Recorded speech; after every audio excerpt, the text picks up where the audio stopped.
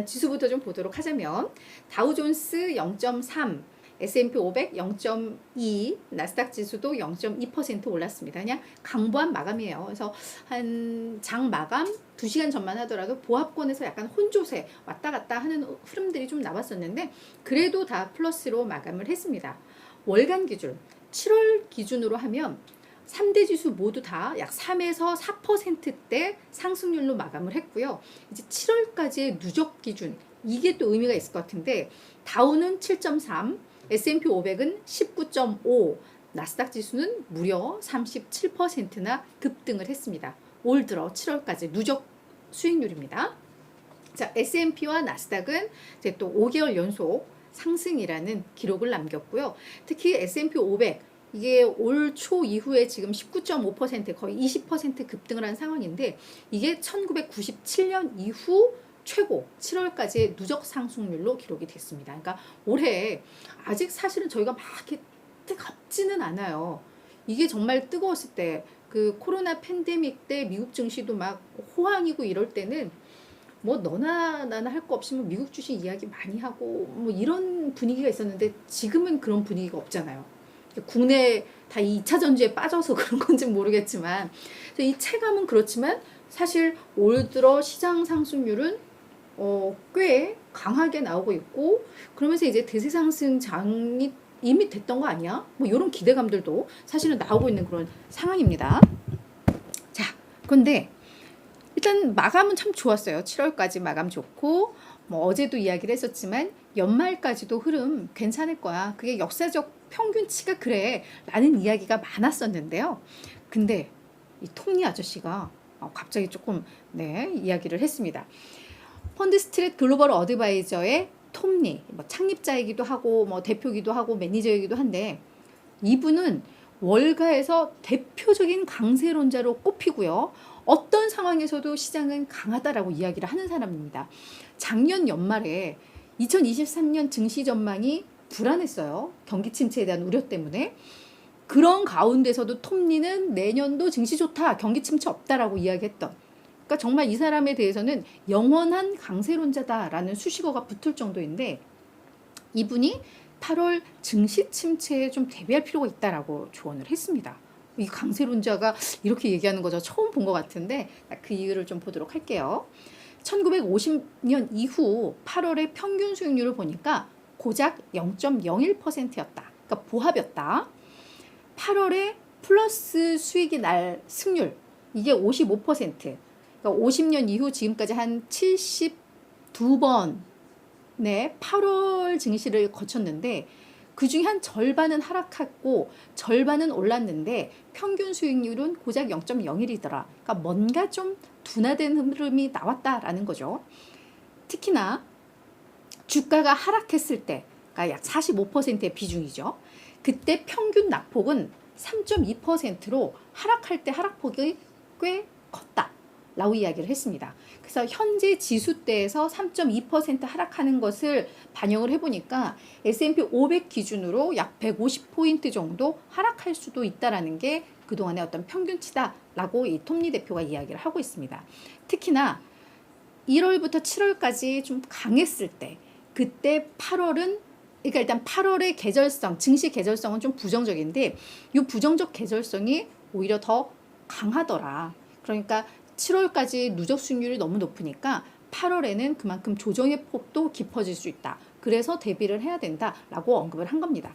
다만 지금 경기에 대한 연착륙 기대감 높아지고 있고 가능성도 크다고 요 톱니 대표도 좀 보고 있거든요. 그렇기 때문에 어떤 계절성 통계대로를 한다면 이번 8월 좀 불안하지만 지금 경기의 연착륙 가능성을 고려했을 때에는 조금 제한적으로 조정을 받을 수 있을 것 같다. 그 이유에 대한 기대감은 여전히 유효하다라고 이야기를 하고 있습니다. 그러니까 제가 이 얘기를 왜 했냐면 일단 연말까지 정말 시장이 계속 간다라는 믿음이 있다면 8월 조정이 우리에게 매수 기회가 될 수 있다라는 거. 그죠? 그런 관점에 있어서 한번 고려는 해볼 필요가 있겠다. 준비를 할 필요가 있겠다라는 생각이 듭니다. 요즘 월가에서는 아주 그냥 경쟁적으로 S&P 500 연말 목표치 상향 조정을 하고 있습니다. 파이퍼 샌들러는 그래도 강세론자였거든요. 근데 이 강세론자가 더 강하게 지수를 높였습니다. 연말에 S&P 500 4,825까지 오른다. 지금으로부터 약 5% 넘게 더 오를 수 있다라고 이야기를 하고 있는 거거든요. 당초의 목표치도 한 4,625였습니다. 그러니까 낮지 않아요. 낮지 않습니다만 그럼에도 불구하고 이걸 이제 200포인트 더 높인 겁니다. 강력하고 지속 가능한 상승 추세가 이어질 것이다. 그러면서 우리 지금까지 어떤 얘기가 있었냐면은 지금 증시 상승을 이끈 것은 AI를 모멘텀으로 장착한 몇 개의 그 메가캡 기업들이 급등을 하면서 결국 그들이 지수를 올렸고 그래서 오히려 쏠림 현상이기 때문에 조금 이게 확산이 되지 않으면 한계가 있다. 이런 이야기 좀 계속 있었잖아요. 그 부분에 대해서 이 사람은 반론은 제기를 하고 있습니다. 뭐라고 했냐면 데이터를 통해서 발표를 했는데요. S&P 500 기업 중에 79개 기업, 그러니까 약 16% 기업이 사상 최고가를 기록했다. 지금 7월까지. 그리고 러셀 100, 러셀 100도 대형주들의 집합인데 그 중에서도 성장주들, 그러니까 일종의 이런 메가캡이나 이런 애들이 많이 포함이 되어 있을 것 같아요. 이 성장주에서는 17%가 사상 최고가를 기록을 했고 러셀 100에 속한 가치주 중에서도 116개 기업 12%가 사상 최고가를 기록했다. 다우존스 30개 기업이 있고 업종 대표주들인데 이 중에 7개, 23개 기업이 올 들어 사상 최고가를 기록했다. 이게 몇 개 메가캡 기업이 지수를 끌어올렸다고 볼 수 있느냐? 그건 아니다. 이미 상승 이게 전방위적으로 확산이 되고 있다. 그러니까 지금 시장의 질이 그렇게 뭐 쏠림에 인한 이거는 아닌 것 같다. 그렇기 때문에 앞으로 더 갈 수 있다라고 이야기를 하고 있는 겁니다.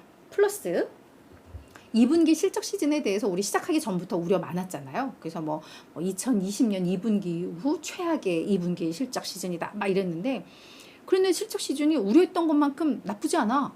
괜찮아 라고 이야기를 하고 있는데요.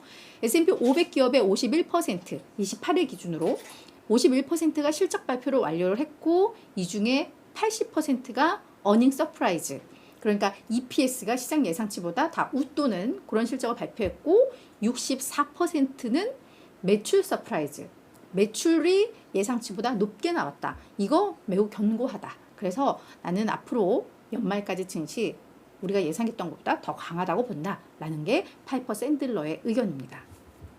그래서 여기서도 얘기는 했어요. 연속적으로 지금 계속 증시가 랠리를 보였기 때문에 일시적인 후퇴할 가능성은 있지만 앞으로 더 간다는 믿음이 있다. 그러니까 앞서 이야기했던 것처럼 그 조정은 우리에게 어떤 기회가 될 수 있다라는 거 참고를 하시면 좋을 것 같아요. 자, 이 밖에도 이제 오늘 다양한 이슈들이 좀 있었는데요. 그 레이몬드 제임스에서는 지금 시장 랠리 너무 좋아. 근데 시장 랠리에 가장 큰 위험 요소가 하나가 있는데 그게 상품 쪽에서의 인플레이션이야 라고 이야기를 하고 있습니다. 지금 물가 압력도 완화되고 있고 긴축에 대한 두려움이 조금씩 해소가 되고 있는 상황에서 요 레이몬드 제임스에서는 상품 가격 동향이 조금 거슬려 라고 이야기를 하고 있는데요. 일단 7월에 WTI가 14% 정도 급등을 했고요. 그리고 구리 가격이 지난주에만 3% 정도 오른 것으로 나타나고 있습니다. 그래서 요 레이몬드 제임스에서 봤을 때는 이 상품 쪽에서 자꾸 인플레이션을 또 압력을 가할 경우에 이게 증시에 또 발목을 잡지 않을까? 그래서 앞으로 우리 시장 참여자들은 요 상품 가격에 좀 주목할 필요가 있겠다라는 조언을 했습니다. 이제 기업 뉴스로도 넘어가 보도록 할 텐데요. 카니발. 카니발은 우리 세계 1위의 크루즈 선사이죠. 크루즈 여행 선사인데 여기에서 고비용 부채 12억 달러를 조기 상환하겠다라고 발표를 했습니다. 그러니까 이게 지금 만기가 아니라 2026년 만기 부채거든요. 만기 채권인데 이게 금리를 봤더니 10.5%짜리 하나, 10.125%짜리 하나 이더라고요. 그래서 그거를 조기 상환을 하면 그것으로 인해서 연 1억 2천만 달러의 비용, 이자 비용이 절감될 것 같다 라고 했습니다. 그럼 얘들이 돈이 어디 있어서 라고 할 텐데, 물론 추가적으로 다른 이제 저금리의 부채를 발행하겠다라는 겁니다. 그래서 일단 뭐 담보부 채권으로 해서 뭐 발행을 하겠다라는 건데, 그런데 연말 기준으로 해서 부채가 좀 줄어들 것으로 봐요. 그러니까 예컨대 뭐 12억 달러를 조기 상환하고 뭐 11억 달러만 발행을 한다거나 뭐 이런 부분인데, 저금리로 발행을 하면서 일단 비용 절감도 할 수 있고, 그래서 재무 구조를 좀 개선을 할 수 있다. 지금 우리가 비즈니스 상황이나 이런 게 좋아서 이런 게 다 가능하다라고 언급을 했습니다. 그래서 이런 부분들 오늘 호재로 작용하면서 아마 주가 한 2% 정도 올랐나요? 그죠? 네, 그 정도. 뭐 아마 그랬을 거예요, 카니발이. 그래서 오늘 뭐 특징주로 하기에는 주가 등락폭도 좀 적고 다른 특징주 할 게 좀 많아가지고 요거를 빼기는 했었는데 한 2%인가? 제가 눈이 안 보여. 1.9. 1.92, 그죠? 그래서 아마 카니발 요 소식 때문에 네, 주가가 저렇게 좀 올랐습니다. 자, 이제 또 세 번째인데요. 이것도 종목 뉴스로 넣었습니다. 디즈니가요, 케빈 메이어, 톰 스태그스, 이 사람들이 전 임원이거든요. 꼭 고위직이었던 임원들인데, 이 사람들이 애당초 밥 아이거가 원래 CEO였을 때, 복귀하기 전, 그때부터도 밥 아이거의 후계자 후보에, 잠재적 후보자의 이름을 올렸던 그런 사람들인데, 톰 스태그스는 아마 2016년인가 그때 아마 퇴사를 했고, 케빈 메이어는 밥 아이거 후계자로 이 밥 차폐기 CEO에 선임이 되면서 아마 고맘때 회사를 그만둔 걸로 알려져 있거든요. 근데 이들이 다시 디즈니로 복귀를 한다는 소식이 전해졌습니다. 그러니까 아마 지금 밥 아이거가 복귀하고 나서 이제 차기 후계자 계속 물색 중인데, 그런 관점에서 아마 이 사람들 좀 예의주시하고 있다라는 의미일 것 같아요. 그죠? 그래서 이런 또 기업 뉴스가 있었다라는 거. 왜냐면 요즘 디즈니는 또 후계자가 누가 될 것인가, 이게 관심사 중에 하나이기 때문에 요거는 뭐 주가에는 뭐 큰 영향은 없었을 이슈 같기는 한데요. 이런 거 알아두면 좋을 것 같기는 합니다. 그래서 준비를 해봤습니다.